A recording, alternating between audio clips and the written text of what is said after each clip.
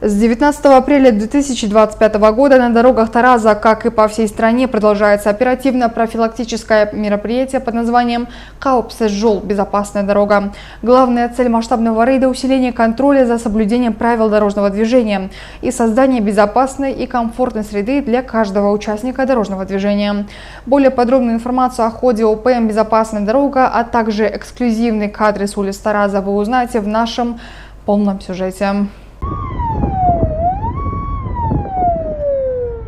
В рамках ОПМ полиция Тараза фокусируется на выявлении и пресечении наиболее опасных нарушений правил дорожного движения. Особое внимание уделяется таким грубым нарушениям, как управление транспортным средством в состоянии алкогольного или наркотического опьянения, превышение установленного скоростного режима, выезд на полосу встречного движения, а также использование мобильных телефонов за рулем. Акция «Безопасная дорога» направлена на системную работу по профилактике дорожно-транспортных происшествий. Зачастую именно незначительные на первый взгляд нарушения приводят к трагическим последствиям. Именно поэтому правоохранители стремятся максимально охватить все сферы дорожного движения от контроля за водителями до взаимодействия с пешеходами. 2 июня 2025 года экипажем «Буран» был замечен автомашина Porsche за госномером 049, что у него передние стекла затонированы. При остановлении данной автомашины выяснилось, что данная автомашина стоит в аресте. Данному автомашине составлен административный протокол по статье 590, часть 5.